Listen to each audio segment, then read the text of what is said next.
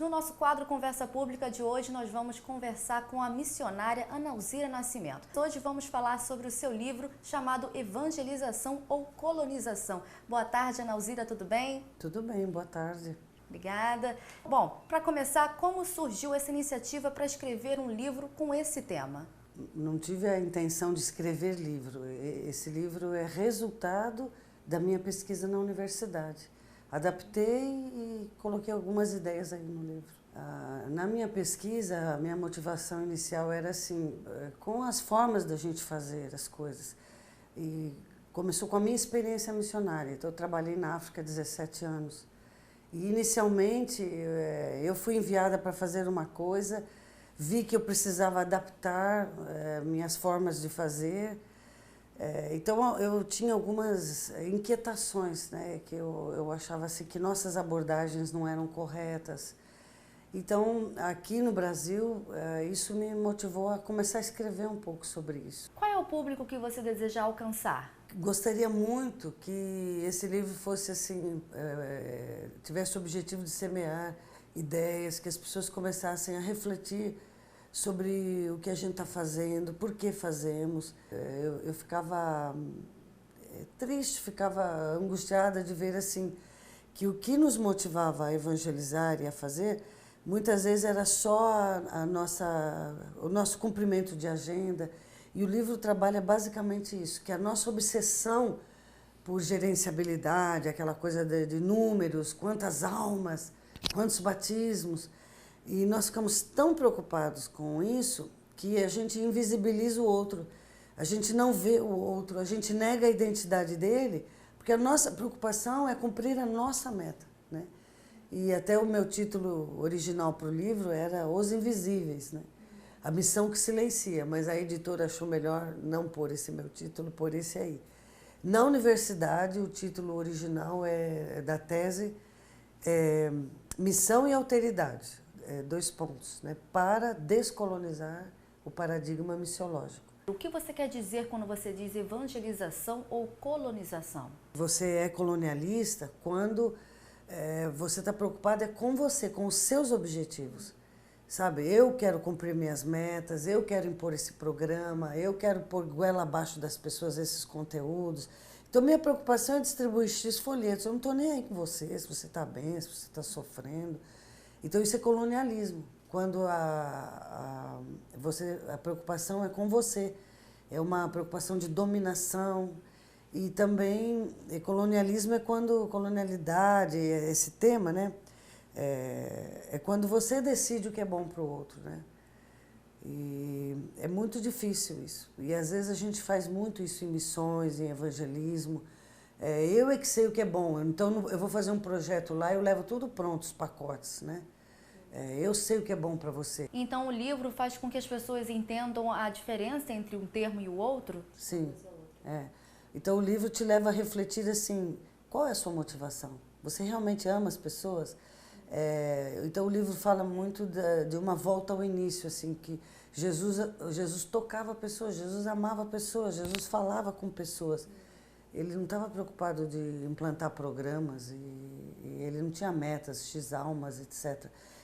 Eu não estou dizendo que isso não é importante. Infelizmente, precisamos também ter metas, ter planos de trabalho, precisamos dos relatórios. Essa parte é necessária na missão também.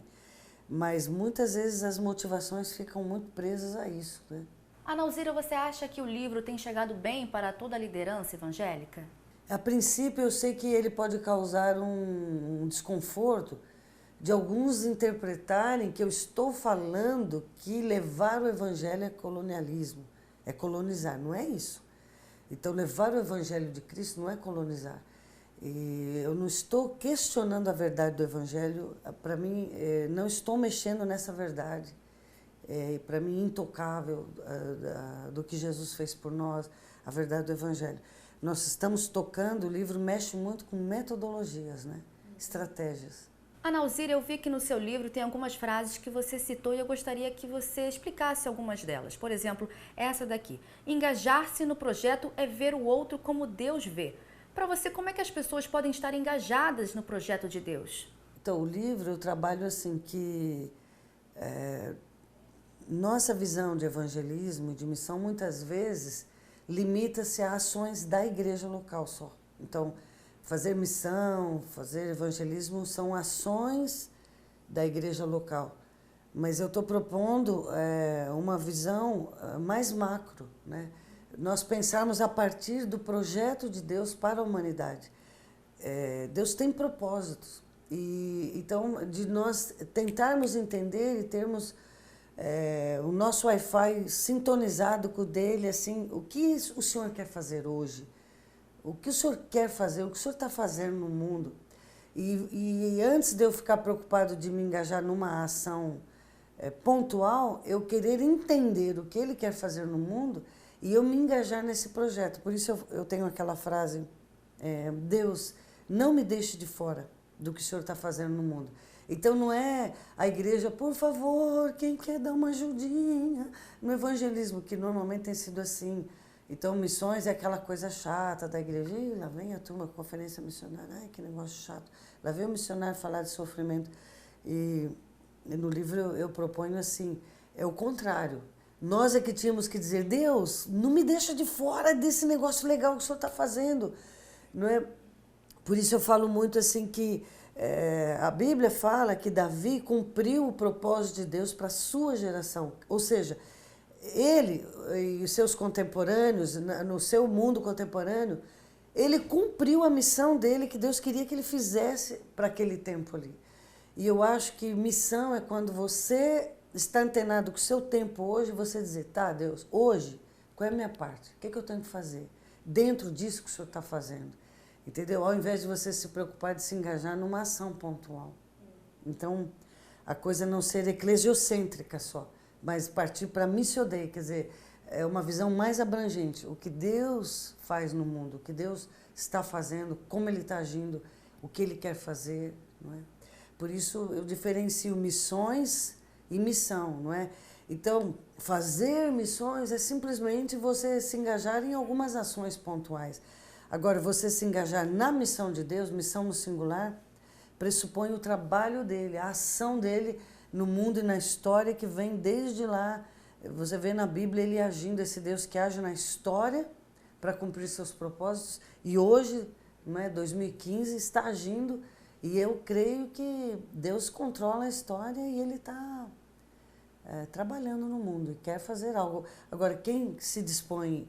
Eu não estou dizendo de ir para a China, para a Índia, ou você tem que ir para os ribeirinhos e para a Amazônia, né? No livro eu falo que a coisa da vocação entra nesse caldo todo aí.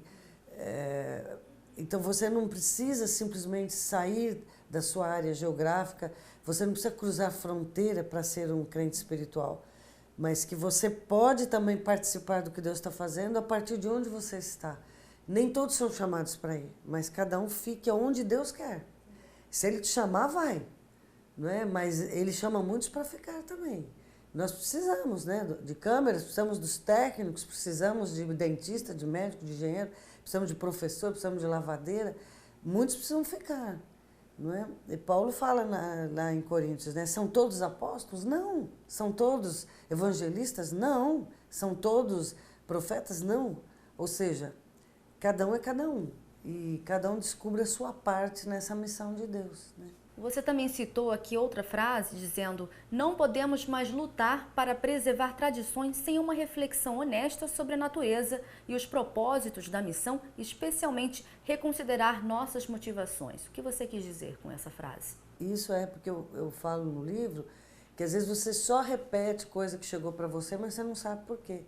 Né? Veja no tempo de Lutero, a turma... Por quê? Eu faço assim porque é assim, o Papa mandou, ou o padre, ou o pastor, sei lá.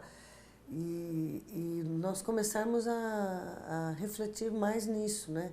Eu estou falando do amor de Deus, não é só porque Jesus mandou, porque a igreja manda. O quão importante é eu testemunhar do amor de Deus para as pessoas, né? O que Jesus fez por nós.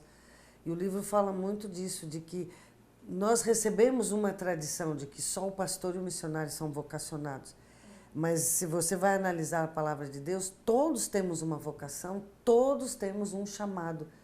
Todos fomos chamados para ser da família de Deus, todos fomos chamados para ser filhos, todos fomos chamados temos chamamentos específicos que é para todos, não é? E agora esse chamamento para ser missionário também é só para alguns, assim como alguns vão receber o chamado para ser um profissional onde está e glorificar a Deus ali e ser bênção ali, né? Bom, Ana Alzira, essa aqui também é outra frase que eu achei bem interessante. É preciso parar de invadir a casa do outro, entender que ele também tem o que dizer e que, ouvindo, alcançaremos condições de diálogo. Invadir a casa do outro eu chego lá, eu tenho objetivos e eu vim aqui fazer isso. E que eu não respeito o outro, não é? É como alguém entrar na tua casa, vai abrindo a geladeira e o pano de prato não é aqui, isso aqui não é assim. E peraí, não, mas sabe, cada um é cada um. E às vezes nós vamos fazer um projeto, vamos no morro tal, vamos na comunidade X. E a gente vai invadindo e chega lá, olha, agora vamos fazer EBF, agora vamos fazer. E nós levamos pacotes, mas nós não conversamos com as pessoas. Como eles estão, o que eles querem, o que eles gostariam, não é? E invadir a casa do outro é quando eu coloco só o que eu decidi e não converso com você. Você não tem nível de igualdade para decidir comigo, não é? Então eu falo muito isso, nós pararmos de fazer missão para os outros, mas fazer missão com os outros, né? Então, sentarmos à mesa junto, como estamos aqui, né? Para quem quiser adquirir esse livro, como podem encontrá-lo? É no site da Ultimato e também a Junta de Missões Mundiais tem alguns exemplares. E nas livrarias, né? Algumas livrarias. Bom, Ana Alzira, gostaria de agradecer pela sua participação no nosso quadro hoje. Nada, eu agradeço a oportunidade também.